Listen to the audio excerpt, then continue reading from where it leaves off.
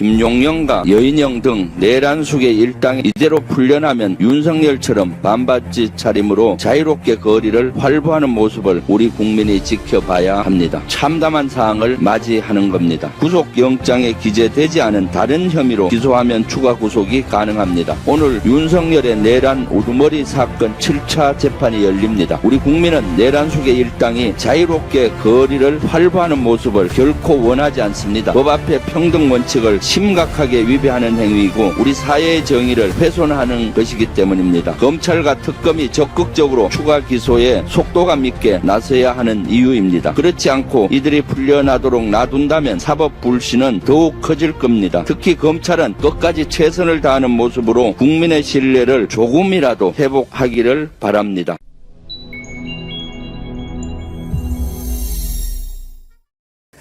네, 주불리 안보 특강 시간입니다. 민주당의 김병주 최고위원님 오셨습니다. 어서 오십시오. 네, 안녕하세요. 저는 우리 김병주 최고위원님이 국방부 장관 될 거라고 생각하고 기대했는데 네. 좀 아쉽긴 합니다만은 네. 오시면 그 말씀 드리고 싶었어요. 이제 일단 문민 장관 이재명 대통령이 후보 때 얘기를 하셨기 때문에. 네. 근데 이제 그러면 김병주 의원님이 문민이냐 아니냐. 문민이죠. 근데 그 아세요? 미국은 문민 국방부 장관이잖아요. 네, 그래서 네. 기준이 7년이더라고요. 네, 네. 그러니까 전역한 지 7년이 지나야 자격이 생기더라고요. 네. 미국은. 네, 예. 근데 보니까 우리 의원님은 6년이더라고. 그래서 사실은 그런 기준을 지금 우리도 만들어야 된다는 이런 얘기들이 나와요. 예. 그래서 우리는 통상 한 5년 정도만 되지 않겠냐라는 5년. 얘기들이 당에서 많이 나오고 있거든요. 예. 사실은 전역 후에 바로 이제 국방부 장관 되는 것이 문제였고요. 뭔가 하면은 군인의 티를 벗지 않은 상태에서 하니까 자기 계파를 만든다든가 자기 사람을 쓰고 다 인맥이 그대로 있잖아요. 근데 사회에 나와서 다른 일을 좀 해보면은 사고가 융통성이 생기고 국민의 눈높이도 알잖아요. 예. 그런 다음에 이제 국방부 장관 하는 것이 맞다라는 이런 그가 이제 지금 일반적인 생각들이고요. 사실 뭐 저는 우리 백운기 선생님이 많이 추천해 주셨는데 사실은 아주 홀가분하고요. 예. 안규백 민간 장관 안규백 해야 된다라고 최초로 제가 얘기를 했어요. 아, 그러셨어요? 사실 이재명 그 당시 대표 지금 대통령께 대표 시절에 제가 제일 먼저 말을 꺼냈어요. 그렇기 때문에 저는 뭐 안규백 의원이 아주 잘 하리라고 보고요. 예. 물론 그때는 지금 상황하고 좀 오래 전이었어요. 12.3 내란이 일어나고 난 다음에 김용현 하고 행안부 장관 이상민이 그만두고 나서 국민의힘에서 다른 장관은 몰라도 국방부 장관과 행안부 장관은 공석으로 둘 수가 없다. 안보상 또 행안부 장관 경찰과 관련하고 다 하니까 그래서 이걸 빨리 임명을 해야 된다라고 우리한테 요구를 했을 때 제가 그 좋은 수다 받으라. 대신 국방부 장관은 우리 민주당이 추천한 인원이 행안부 장관은 국민의힘 추천한 인원으로 가도기를 관리를 할 필요가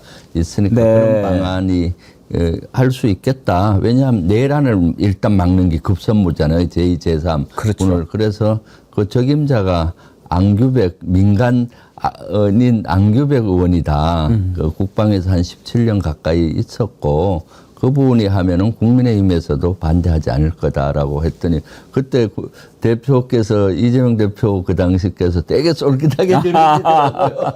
사실은 우리 김병주 최고님이 심어주신 아이디어군요. 그때 이제 각일이 아주 예. 그리고 뭐 아주 저는 뭐 지금 시대적인 요구가 12.3 내란으로 인해서 군의 명예가 실추되고 군이 어쨌거나 친위 구테타 세력이 돼버리니까 안규백 의원이 충분히 그런 장관으로서 그런 내란을 핀세트처럼 꼽아내면서 군을 개혁하리라고 보고요. 저는 당에서 최고위원으로서 그 이재명 정부 성공을 위해서 열심히 또 노력해야죠. 예, 뭐 그리고 뭐 장관 5년 동안 할 수는 없는 거니까 네. 이제 더 준비하시고 사실은 이제 제가 아쉬운 것은 누가 되냐보다도 김병주 의원님이 국방부 장관 하신다면 이러이러한 경험과 경륜을 바탕으로 이렇게 펼쳐나갈 정책에 대한 기대였거든요. 네, 네. 근데 더 이제 준비하시면 되는 거고. 네. 안규백 장관 후보자는 국방위원회에서 같이 이렇게 계셨잖아요. 네, 오래 있었죠. 군을 잘 알지요? 네, 잘 알죠. 뭐 국방위에서 사실 국방위가 국회의원들 중에 인기 없는 상임이에요. 왜냐하면 거기는 지역구와도 관련이 표가 안 되잖아요. 그렇죠. 그리고 후원금도 잘 안 거쳐요. 그래서 인기 없는 상임인데도 불구하고 안규백 의원님은 국회의원 정기간 중에 한 2년을 제외하고 나머지 국방위에 계속 한 17년 가까이 계신 걸로 알고 있는데 제가 좀 아는데 네. 안규백 의원이 맨 처음에 국방위 가라고 그러니까 되게 싫으라고 그랬어요. 네, 네. 안 가려고 했는데 네. 그때 누가 얘기했더라 뭐 그런데 갔는데 나중에는 이제 계속 하게 됐죠. 네. 그래서 군을 아주 잘 알고 있고 또 군의 이슈를 잘 알고 지금 또 이재명 대통령께서 국방위에 계실 때도 21대 국방위원 하셨잖아요. 예. 그때도 안규백 의원 저 같이 다 있었기 때문에 이재명 대통령의 어떤 국정 철학이나 국정 방향도 누구보다도 잘 알고 또 최근에는 내란 특검, 내란 국정조사 위원장, 청문회 위원장을 맡아서 또 임무를 잘 수행하셨고요. 그러니까요. 네. 뭐 또 옆에서 조언도 많이 해주시고 네. 또 뭐 그러셔야죠. 네. 그리고 요새는 최고위원으로서 당을 지키고 이재명 정부 성공을 위해서 당과 정부와 대통령실 하나로 가야 되기 때문에 최고위원의 역할이 너무 중요하다는 걸 느껴요. 지금 사실 우리 당도 과도기잖아요. 원내 지도부가 새로 선출이 되고 이제 당 대표는 아직 직무 대행을 하고 있는 상태고 그런 가도기적인 상황이기 때문에 최고위원들이 자리를 지키면서 중심을 잡고 하는 것이 중요하다고 생각이 되기 때문에 이재명 정부 성공을 위해서 저희 역할은 1년 차에는 최고위원으로서 이렇게 기여하는 게 훨씬 낫겠다라고 생각을 하고 있습니다. 어제 이제 최초의 문민 국방부 장관도 화제였지만 또 다른 인선도 화제가 많이 됐지 않습니까? 네, 그렇죠. 현장에서 기관사를 하고 있는 사람을 장관으로 이렇게 지명하고 또 무엇보다도 윤석열 내각에 있던 장관을 또 임명하고 막 이런 걸 보면서 국민들이 놀랐는데 어제 내각 인선 보신 소감 한마디 해 주시죠. 어떠셨어요? 그동안 이재명 대통령께서 말씀하셨던 내용하고 대선 공약하고 그동안 리더십에 어떤 철학이 잘 녹아 있다고 봅니다. 사실 인재 기준에 대해서 이재명 대통령과 저는 대표 시절에 많은 얘기를 나누었어요. 일단 이재명 대통령께서는 대단히 실용적이고 업무를 잘하는 사람이 어떤 것인가 고민을 많이 했거든요. 그럼 일단 실무 경험이 있어야 된다. 그리고 실제 추진력도 있어야 되는 거고 그런 여러 가지 기준을 갖고 있었거든요. 그리고 이번에는 또 통합의 메시지도 들어가 있는 것 같고요. 그래서 이번에는 진짜 일을 잘할 사람 그리고 또 그동안 이재명 대통령께서 추구했던 통합 그리고 여든 야든 진보든 보수든 가리지 않고 최상의 인물 일을 잘할 사람을 쓰겠다라는 그런 말씀을 하셨는데 그런 분 위주로 하신 것 같아요. 예를 들면은 통일부 장관 같은 경우도 정동영 의원은 예전에 통일부 장관도 하셨고 개성공단이라든가 이런 사업도 추진했던 분으로서 통일 분야에 가장 내공이 깊은 분이고요. 그리고 외교부 장관 조현 이분도 사실은 여러 가지 외교 경력을 가지고 아주 전문가시거든요. 그리고 무엇보다도 과학기술통신부 장관 이런 분들은 앞으로 AI 시대를 맞이해서 AI 전문가 이런 분들이 발탁이 된 것이고요. 건오월 이분은 사실은 예전에 보수 쪽에 계시다가 이번에 들어서 국민통합위원장을 하셨어요. 그래서 통합은 사실 보훈부터 통합이 돼야 되거든요. 그래서 보훈 쪽에 잘 하신 것 같고 가장 눈길을 끌었던 게 송미령 장관이잖아요. 농림축산부 장관. 그래서 전임 정부 인사더라도 일을 잘하면 쓰겠다. 아마 이번에 국무회의나 이런 데서 보고 아마 눈에 들었던 것 같아요. 그래서 물론 조금 현재로서는 농민단체나 말이 좀 있긴 하지만은 충분히 이재명 대통령의 정치 철학을 잘 실현할 것으로 확신을 한다고 보여지고요. 예. 이번엔 특히 뭐 국회의원들이 또 일부 많이 들어갔는데 네.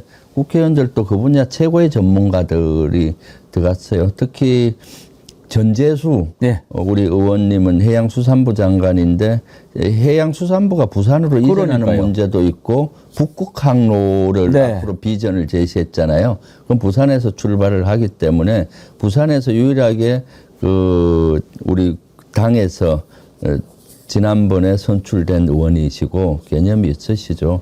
뭐 그리고 강선우 저분은 원체 똑똑하시고 사실은 저 분야에 교육하고 예. 여성 분야에 또 전문가시고요. 원래 또 그쪽 전문가니까요. 네네. 많은 그런 분들이 여러 가지로 참 잘된 인선이다. 네. 그렇게 평가할 수 있지요. 네네. 예, 어제 인선 갖고 좀 살펴봤고요. 오늘 오시면 좀 여쭤보고 싶은 게 많았는데 네. 먼저 이란하고 이스라엘 전쟁이 끝났다, 휴전 합의했다라고 트럼프가 발표를 했지 않습니까? 네네. 끝난 거라고 봐도 됩니까? 저는 이제 뭐 휴전을 하고 정치 협상으로 가는 단계라고 보여집니다. 예. 왜냐하면 제가 들어오기 전에 계속 뉴스를 봤더니 이스라엘에서도 치클리 장관이 이스라엘하고 트럼프 대통령의 결단을 감사한다라고 해서 아마 이스라엘 쪽에서 흘러나왔던 것 같고요. 예. 이란이 제일 중요한데 이란은 트럼프 대통령의 메시지와는 결이 다르긴 하지만은 그 의미는 비슷하다라고 봐요. 자신들은 이란의 아락치 장관은 어떻게 얘기하는가, 어떤 휴전 합의도 존재하진 않다. 휴전 합의는 예. 그럼에도 불구하고 거기에 시간을 제시하더라고요. 24일 새벽 4시까지 이스라엘이 불법적인 공격을 중단하면은 이란도 대응하지 않겠다, 더 이상. 그런 걸 하니까 더 이상 그 휴전이란 단어를 쓰기에는 이란은 좀 부담스러울 거예요. 아니, 그리고 지금 한 방 네. 맞았는데 네, 휴전 바로 얘기하면은 이제 항복이나 마찬가지이기 그러니까요. 때문에 네. 여러 가지 이제 나라로서 위신도 상하고 이제 그런 게 있겠죠. 그런데 그러니까요. 한 방 맞고 바로 휴전 얘기가 나왔다면 우리가 얼른 생각해 볼 수 있는 게 정말 센 타격을 맞은 거 아닌가 하는 생각이 들거든요. 네네. 이번에 그 미드나잇 해머 네. 그 작전은 전문가가 보시기에 성공한 작전이라고 평가하십니까? 저는 뭐 순수히 작전 면에서 보면 성공했다고 봐요. 왜냐하면은 이스라엘하고 미국이 지금 휴전을 하겠다라고 지금 얘기를 하지 않습니까? 예. 그 의미 속에서는 본인들의 소기의 목적이 달성이 된 겁니다. 이것은 사실 이스라엘이 핵을 개발을 이란을 더 이상 못하게 하기 위해서 마지막 지점에서 선제 공격을 한 거 아닙니까? 예. 그리고 미국이 가담을 한 거고. 그러니까 핵 개발을 중지시키는 어떤 라인을 가지고 있었던 거죠. 그것이 어느 정도는 달성됐다라고 보기 때문에 이렇게 휴전에 들어간 것 같고요. 이란 입장에서도 사실은 이번에는 제한 전쟁이거든요. 예. 공중에서만 이루어지는 미사일이나 전투기나 예. 드론, 지상전이 아니잖아요. 근데 이란은 거기에 많은 고갈 상태일 것 같아요. 미사일이 제한이 되고 그렇죠. 그 드론도 제한이 되고 더 이상 전쟁으로 가다가는 이란의 피해가 너무 커지고 여력이 이제 없는 거죠. 그러다 보면 정권도 끝날 수가 있고 그렇기 때문에 이 지점에서 이제 중지를 하고 이제 핵 협상에 임하겠다. 정치적인 협상으로 들어가겠다라는 그런 의지가 있지 않나 싶어요. 트럼프 대통령이 2주 이야기했는데 이틀 만에 때려버렸단 말씀입니다. 네. 그러면은 그것도 어떤 전략적인 차원에서 위장전술, 기만전술을 쓴 거라고 봐야 되죠? 네, 그렇죠. 사실은 이런 경우는 많이 있습니다. 예. 네, 왜냐하면은 2주 시간을 주고 뭐 하긴 했지만은 기만의 의미가 있고 예. 그리고 기습적으로 이틀 만에 이렇게 한 거거든요. 2주 시간을 준다고 했을 때 저도 좀 군사적으로는 안 맞을 수가 있어요. 왜냐하면 이스라엘이 먼저 공격을 해서 이란의 방공망이 무력화가 많이 됐습니다. 그러니까 비행기를 잡을 수 있는 레이더망이나 이런 것들 방공 무기를 먼저 이스라엘에 무력화를 이란 걸 시켰거든요. 그렇기 때문에 이번에 스텔스기라든가 이런 게 들어가서 성공을 할 수 있었는데 예. 2주의 시간을 주면은 2주 내에 무력화된 방공망을 제한적으로 다시 복원을 하잖아요. 예. 그럼 또 어려워지는 겁니다. 그렇죠.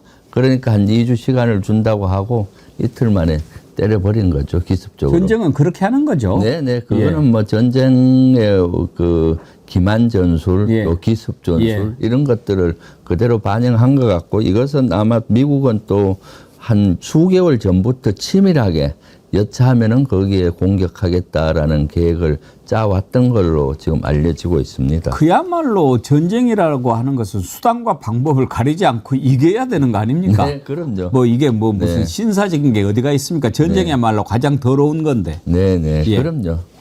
2주 동안 일단 시간을 준다고 경고한 것은 오히려 전쟁에서 신사적인 거고요.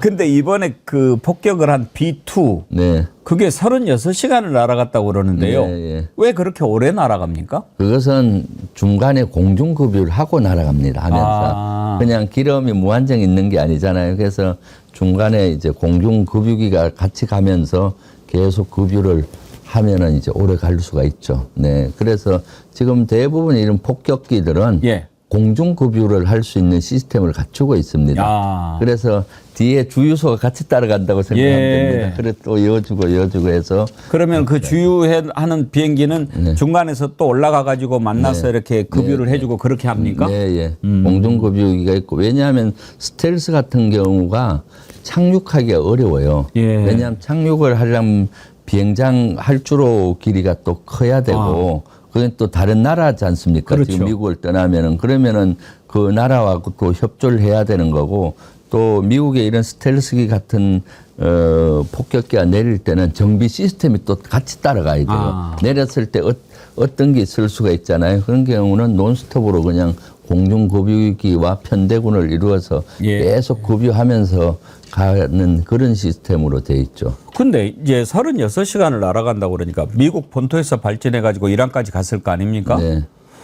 36시간을 날아가면 그 안에 조종사들은 잠은 어떻게 자고 화장실은 어떻게 갑니까? 그 안에 다 있죠. 아. 네, 그 안에 공간들이 폭격기들은 예. 우리 민항기와 비슷하다 생각하면 됩니다. 아. 폭격기들은 전투기는 그 안에 그런 것들이 없고요. 단기간에 이렇게 하니까 그런 것들이 어렵고 단지 소변이나 이런 경우는 뭐 호수에 연결해서 이렇게 하는 응급 설치가 돼 있는데 폭격기는 거기에 많은 폭탄을 장착해야 되기 때문에 민항기 있지 않습니까? 그런 것들을 개조하는 것들이 일반적이고 이번에 B2는 스텔스 기능이기 때문에 특별한 모형으로 만들죠. 레이더에 안 잡히. 그렇지만 규모가 크기 때문에 그 안에는 잠자고 또 화장실 가고 먹는 이런 시스템을 갖고 있습니다. 그렇군요. 네, 좀 크기가 규모가 크다고 보면 되죠. 우리가 일반 전투기만 생각해가지고 야, 36시간을 어떻게 가나 했는데 전투기는 어렵죠. 그냥 그러니까요. 앉아만 있어야 되는데 뭐 누워서 잘 수도 있고 조종사가 교대도 하고 그러는 모양이죠. 네, 그렇죠. 네. 그리고 또 하나 궁금한 게 이번에 벙커버스터를 썼다는 거 아닙니까? 네. 그러면 우리가 생각하기에 일반적으로 폭탄이 이렇게 떨어지면 그 충격으로 폭발하지 않습니까? 그런데 이런 경우에는 70m를 뚫고 들어가서 거기서 폭발한다고 그러는데 맨 처음에 충격에도 폭발하지 않고 들어간 다음에 폭발하는 것은 어떤 기술입니까? 그건 이제 지연신간을 쓰거든요. 지연신간. 이게 충격신간은 대부분 폭탄들은 충격신간이고 충격하면 터지는 거고 지연신간을 쓰면은 충격에 의해서 하는 게 아니라 거기 시간을 장입을 합니다. 아하. 뭐 예를 들어 1초면은 1초로 아니라 100분의 뭐 1초, 100분의 2초 이 들어가는 시간하고 따져서 그 안에 들어가서 폭발하게 하죠.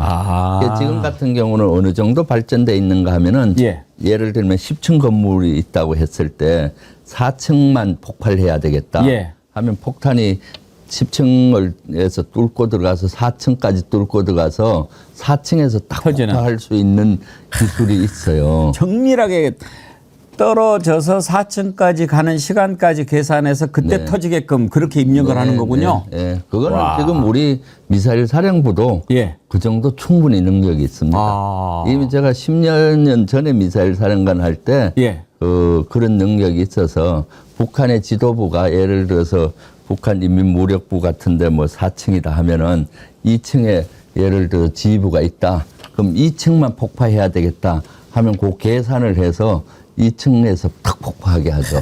그런 피해를 최소로 하게 하면서도 핵심을 이렇게 제거하는.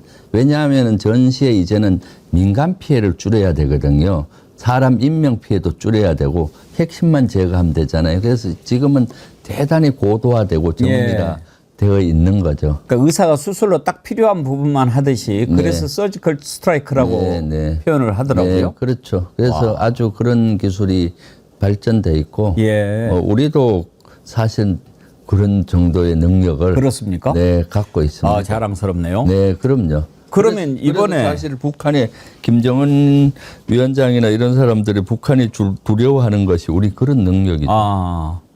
이번에 그러면은 그 이란 핵시설을 폭파할 때 그게 한 번에 이렇게 70m까지 들어갈 수 있다고 그러는데 더 깊이 들어가 있으면은 똑같은 지점으로 뚫고 들어가서 터뜨리고 그 다음에 또 그 구멍으로 또 들어가고 그렇게 합니까? 네, 통상 그렇게 하죠. 이번에 GBU-57은 60m까지 뚫고 들어가잖아요. 그런데 이란의 핵시설은 80에서 한 100m 사이에 있다고 하지 않습니까? 그럼 한 발 갖고는 안 되지 않습니까? 한 발이 뚫고 들어가서 폭발을 하거든요. 그럼 뚫고 들어가면 폭파하면 그 흙들이 좀 연해져 있잖아요.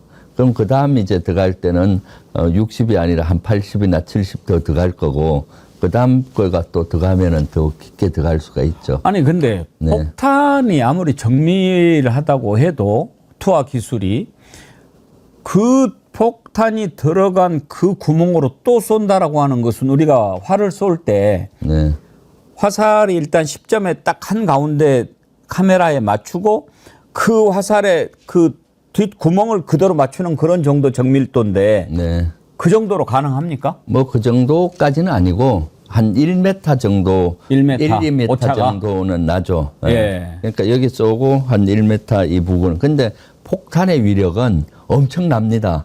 그것이 들어가서 60m에서 폭파가 되잖아요. 그러면 그 산이 무너질 정도예요. 거기. 그러니까 흙이 연해져 있잖아요. 무너지니까 돌도 무너져 버리고. 그럼 그 다음은 1m 옆이라고 해도 같이 들어가는 거랑 똑같아. 그 구멍을 따라서 저렇게 들어가는 건 아니고 이미 흙이 연해져 버렸더니 무너졌으니 그 다음 들어가면 한 7, 80m 들어가는 거고 그 다음 그 부근 1m 이내나 뭐 2, 3m 이내 쏟는다 해도 그 흙들이 이렇게 들어가서 더 깊게 들어가고 그래서 위성 지도를 보니까 한 1, 2m의 세 발이 그대로 꽂혀 있더라고요. 그러니까 시차를 두고 하는 거죠. 들어가서 폭파가 되고 그다음 이어서 들어가서 또 왜냐하면 폭파되는 사이에 또 하면 충격이 가잖아요. 그 시차로 이렇게 아마 한 10초나 뭐 몇 초 그 시간을 그걸 계산을 해서 시차로 가서 폭파되면 그다음 또 폭파되고 그다음 폭파되고 그런 식으로 해서 밑에 갔을 때 완전히 무력화되게 할 정도이고요. 사실 이런 GBU-57 이런 폭탄들은 북한의 동굴 진지 이런 것들을 겨냥해서 미국이 만들었어요. 우리도 보면은 북한에 다 동굴 안에다가 그 포라든가 이런 거를 해놓은 데가 많아요. 동굴 진지가 지하 갱도 진지 뭐 이렇게 하는데 그러면 그것이 밖에서 아무리 폭탄을 쏴도 안 되지 않습니까? 그럼 우리도 그거를 이제 뚫고 들어가서 그 동굴 안에서 탁 폭파가 되게 그렇게 지금 탄들이 개발이 돼 있죠. 그러면은 그 정도 폭탄의 위력이면 그 안에 실제로 핵시설이 있었다라고 그러면 다 무너졌을까요? 저는 그렇게 봐요. 왜냐하면은 포탄은 포탄두의 그 무게와 위력이 그 비례해요. 그러면 이제 13톤 정도 되거든요. GBU-57은. 근데 탄두 무게는 한 2톤 정도 이상 되는 것 같아요.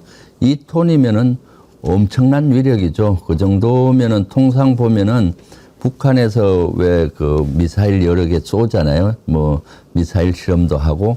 그럴 때 통상 500kg 많아요. 그거보다 4배인 한 2톤 이상이니까요. 그리고 우리 포탄들 같은 경우는 탄두 무게 같은 경우 한 10kg밖에 안 되거든요. 전체 무게는 뭐 한 30kg 된다고 해도 그러니까 위력이 엄청난 위력이죠. 네. 이란은 처음에 폭격 당하기 전에 다른 곳으로 시설을 옮겼다. 그렇게 또 얘기를 하던데 그렇게 쉽게 이렇게 옮기고 그럴 수 있습니까, 시설을? 아마 시설을 다 옮기지는 못했을 것이고 거기에 있는 핵 연료라든가 또 여러 가지 핵심 부품이라든가 핵심은 좀 옮긴 것 같아요. 왜냐하면 미국에서 발표한 위성 사진을 저도 계속 분석해 봤더니 그 공격하기 며칠 전부터 엄청난 트럭들이 거기 왔다 갔다 하는 사진이 있더라고요. 그러니까 미국에서 이미 경고를 한 것이고 그리고 포르도 같은 지하 갱도에 있는 것은 이스라엘이 공격을 하려고 해도 이스라엘은 그 포탄이 없는 거예요. 그래서 미국이 계속 요구를 한 상태고 미국은 그걸 고민이 하고 있는 사항이었지 않습니까? 예를 들면 G7 회의 하다가 중간에 미국 트럼프 대통령이 날아가기도 했잖아요. 그러니까 그거 누르러 간 거죠. 네. 공격 명령 누르러. 열심히 하러 간 거죠. 세종. 그런 걸 이미 이란에서도 충분히 알았을 거고 그러면은 거기에 있는 떼내갈 수 있는 거 핵심은 다른 데 옮겼을 확률이 많고 그러니까 사실은 미국이나 이란에 의도했던 거 어느 정도 무력화돼서 앞으로 핵 개발을 하려면 또 수십 년이 걸릴 정도 이런 목표를 달성했을 것 같고 이란 입장에서도 아마 핵 개발의 의지는 꺾진 않았을 겁니다. 좀 일부를 또 예를 들면 숨겨놨으니까 또 이 선에서 더 가다가는 그거마저 없어질 수가 있으니까 휴전에 서로 동의를 하고 있지 않나 저는 그렇게 보고 있습니다. 그 이제 궁금한 것 2가지만 더 여쭤보겠는데 그러면 이번에 이란 핵시설을 포격하는 거를 보고 북한도 저렇게 할 수 있을까 하는 생각을 많은 사람들이 했지 않습니까? 그렇죠. 네. 그럴 수 있을까요? 저는 사실 북한은 이란하고는 달라요. 이란은 강활한 영토 속에 핵시설이 또 사람이 없는 지역에 있고요. 그런데 북한은 또 다르죠. 만약 그런 걸 폭파한다면은 엄청난 그 피해가 있고 그리고 북한은 이미 실질적으로 핵탄두를 갖고 있다라고 핵무기를 갖고 있고 미사일도 갖고 있는 걸로 알려지고 있지 않습니까? 우리가 공식적으로 핵을 갖고 있다고 인정은 못하지만은 그렇게 알려지고 있기 때문에 사실은 그럴 가능성은 거의 없다고 보지만은 트럼프가 이번에 목표를 달성을 했잖아요. 하면은 그러면은 그런 유혹을 받을 수 있겠다. 그게 가장 큰 우려죠. 왜냐하면 트럼프는 이미 2017년도 트럼프 1년 차에 그때 북한이 핵실험을 하고 했어요. 그때 전쟁을 불사하고라도 북한을 비핵화하겠다고 하면서 전쟁 준비를 했었거든요. 그때 제가 한미연합사 부사령관을 할 때였어요. 그래서 그걸 대통령실에도 보고하고 해서 그때 문재인 대통령께서 전쟁은 안 된다. 전쟁이 나면 어떻게 되겠습니까? 큰일 나지 않습니까? 그래서 전쟁은 더 이상 안 된다 해서 동계 올림픽을 기점으로 평창 미국을 설득시키고 북한을 설득시켜서 평화의 물꼬를 털면서 협상 쪽으로 그걸 갔었는데 결국 실패하긴 했지만은 그래도 한 2, 3년 동안 평화를 많이 진척이 했은 건 사실이죠. 그럼 지금 트럼프 입장에서는 협상을 하려고 할 겁니다. 비핵화 협상을 하려고 하는데 엄포는 놓겠죠. 너들 말 안 들으면은 핵시설을 제거하는 것보다 핵시설은 이미 핵탄이 있으면 피해가 너무 크니 김정은 너 위치를 나 알고 있다. 언제든지 제거하겠다. 이렇게 엄포를 놓으면서 이렇게 그러다 보면 또 감정 싸움이 될 수 있잖아요. 그럼 북한에서 가만히 있겠어요. 그 전에 트럼프 일기 때 보면은 누구가 더 핵 단추를 더 큰 거 갖고 있냐 막 그랬잖아요. 그런 것처럼 그렇게 감정 싸움이 되다 보면은 또 의도하지 않는 이런 것들이 이루어질 수 있어서 그런 것들이 사실은 조금의 우려점은 있다라고 보여집니다. 그런 걸 관리를 잘해야죠. 그 부분 조금 이따가 짚어보기로 한 가지 더. 이제 이스라엘과 이란이 휴전을 했다라고 하면 지금 우리가 걱정했던 게 호르무즈 해협을 봉쇄를 했을 때 우리 이제 원유가 막혀가지고 네. 상당히 경제에 미치는 영향이 크니까 어제 주식시장도 출렁거렸단 말이에요. 근데 지금 코스피가 3,100선도 지금 뚫었습니다. 오늘 수직 상승했는데 네. 휴전 합의했다 그러면 호르무즈 해협 봉쇄는 이제 없다고 네, 봐도 되는 거죠? 네, 그럼요. 네, 최악의 경우 이제 이란이 할 수 있는 수단이 그런 거였는데 예. 이제는 뭐 그렇게까지 할 필요가 없어진 거죠. 지금까지 이란도 그 호르무즈 해협 봉쇄를 여러 번 얘기를 했어도 실제로 실행 옮긴 적은 없었다고 그러더라고요. 네네. 그것을 하게 되면은 세계로부터 지탄을 받을 거 예. 아닙니까? 모든 세계 여러 나라의 지탄을 받고 그러니까 그것을 쉽게 결정할 수 있는 문제가 아니죠. 자기들도 피해보는 일이 될 텐데요. 당연하죠. 예. 본인들의 또 그런 걸 피해보고요. 알겠습니다. 이제 아까 북한 얘기를 좀 하다 말았는데 이재명 대통령이 나토에 가느냐 안 가느냐를 놓고 지금 이제 국민의힘에서는 가야 되는데 안 가면 우리가 자유진영의 모든 그런 모임에서 배척당할 수도 있다 뭐 이런 이야기도 하고 막 그랬지 않습니까? 네. 근데 지금 보면 일본도 안 간다고 그러고 호주도 안 간다고 그러고 네. 그러는데 이제 뉴질랜드만 그러면 이제 가는 모양이죠? 네. 나토를 가야 됩니까? 저는 이번에 잘 안 가셨다고 봐요. 예. 나토가 뭡니까? 북대서양 조약기구. 군사 협의체거든요. 유럽과 미국, 캐나다에서 북대서양에 있는 군사 협의체입니다. 우리는 나토 회원국이 아닙니다. 옵저버국이죠. 예. 그래서 나토는 사실은 그동안 뉴질랜드, 호주, 일본, 한국을 엮어서 사실은 중국과 러시아를 봉쇄하는 그런 전략을 지금 쓰고 있는 거거든요. 그래서 윤석열 정부 때는 나토에 가서 나토 전략에 우리가 동참을 하고 거기에 말려든 경향이 있죠. 그런데 지금과 같은 상황에서는 사실 이번에 이란과 뭐 이스라엘이 휴전으로 가고 있으니 망정이지. 예. 만약 안 된 상태면은 이번 나토 정상회담에서의 이슈는 중동전하고 우크라이나전일 겁니다. 예. 그럼 거기 가면 어느 한편에 서야 되잖아요. 그러다 보면 그것은 국익에 도움이 안 될 수가 있고 그리고 또 나토 같은 데 가서 다자 협의체에서는 사전에 준비가 잘 안 되면은 양자 협의 이런 게 어렵습니다. 그리고 이번에 트럼프 대통령도 가더라도 짧은 기간만 있고 하기 때문에 한미 정상회담이 어려운 상태고 한미 정상회담을 한다고 해도 준비가 충분하지 않은 상태에서는 청구서만 받아올 거예요. 그렇죠. 네, 갑자기 뭐 이거 이란하고 여기에 동참해라, 뭐 동의하라는 거. 그 다음에 지금 나토에 트럼프가 계속 요구하는 게 뭔가 하면은 GDP의 5%까지 국방비를 올리라고 예. 이번에 가서도 강조를 할 겁니다. 예. 그러면 한국 너들도 GDP의 5% 올려라. 지금 우리가 GDP의 2.3% 예. 61조 국방비를 쓰는데 5배 이상을 올리라는 거 아닙니까? 100조 이상을 쓰라는 거 아니에요? 120조 가까이. 그런 청구서를 받을 거고, 그럼 만약 못 올리면은 그 주한미군에 대해서 방위비 분담금이라도 더 올려라. 뭐 이런 청구서를 받을 수가 있을 것 같고, 그런 것들 자칫 잘못 받아오면 어렵죠. 그런 거는 사전에 충분히 미국하고 실무진에서 실장급, 장관급, 차관급에서 협의가 된 상태에서 가야 되는 것. 양자회담을 해야 우리의 실익을 얻을 수 있는 거죠. 그래서 아마 잘 안 가신 걸로 결정한 것 같고, 미국, 일본이나 호주도 안 갔잖아요. 예. 그런 여러 가지 이유 때문에. 네. 우리가 맨 먼저 안 간다고 했잖아요. 네. 근데 일본도 따라오는 것 같아서 좀 기분은 좋았어요. 네. 우리가 먼저 하니까. 네. 근데 일본도 같은 생각으로 안 가는 걸까요?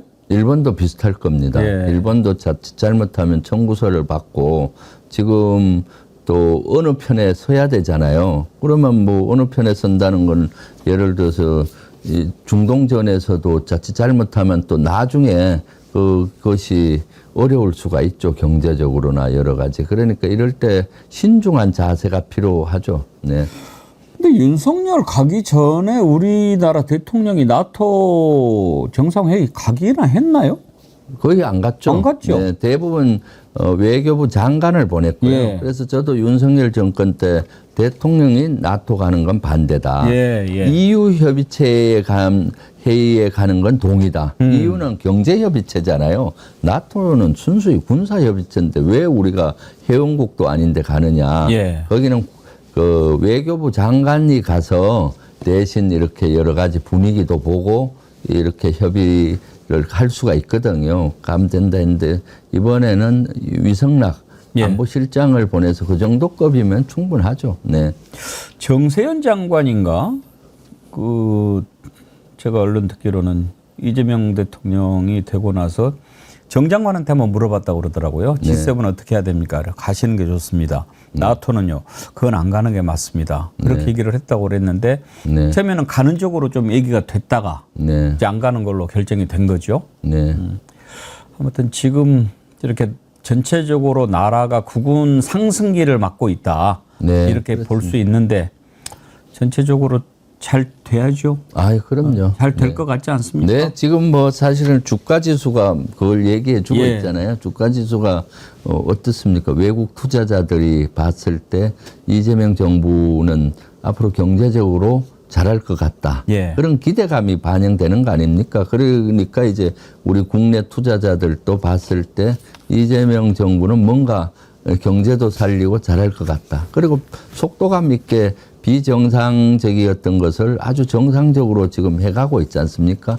외교도 그렇고 안보도 그렇고 뭐 경제도 그렇고 또 이번에 추경도 30조 편성을 해서 발빠르게 지금 하고 있고요. 인선도 사실은 한쪽만이 아니라 당신이 대통령께서 말씀하신 대선 공약으로 했던 것이 인사로 나타나고 있잖아요. 통합한다고 했는데 통합 메시지에 관계된 분들도 있고 또 일 잘하는 분들도 있고 다 또 같이 통합될 수 있게 이렇게 지금 하고 계시죠. 고맙습니다. 변함없이 님께서요. 김병주 의원님 계셔서 궁금한 것도 풀리고 답답한 것도 해결되고 모르는 것도 알게 돼서 너무나 좋습니다.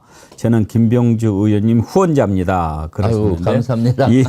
네. 고맙습니다. 네, 오늘도 주블리 안보특강 김병주 의원님과 함께 궁금한 거 다 알아봤는데요.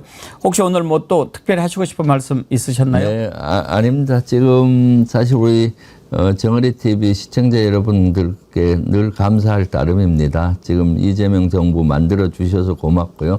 또 이재명 정부 성공을 위해서 또 많이 지지하고 응원해 주십시오. 지금 속도감 있게 열심히 잘하고 있고 또 우리 민주당에서도 최선을 다해서 이재명 정부 성공을 위해서 노력하겠습니다. 그리고 백운기 정어리 TV에도 아주 감사합니다. 늘 이렇게 선봉에 서서 내란 극복도 하고 이재명 정부 탄생에도 도움이 되시고 또 이재명 정부 성공을 위해서 노력해 주셔서 너무 감사할 따름입니다. 예, 고맙습니다. 네. 김명주 최고위원님과 함께한 주블리 안보특강 오늘 여기까지 하죠? 네, 감사합니다. 감사합니다.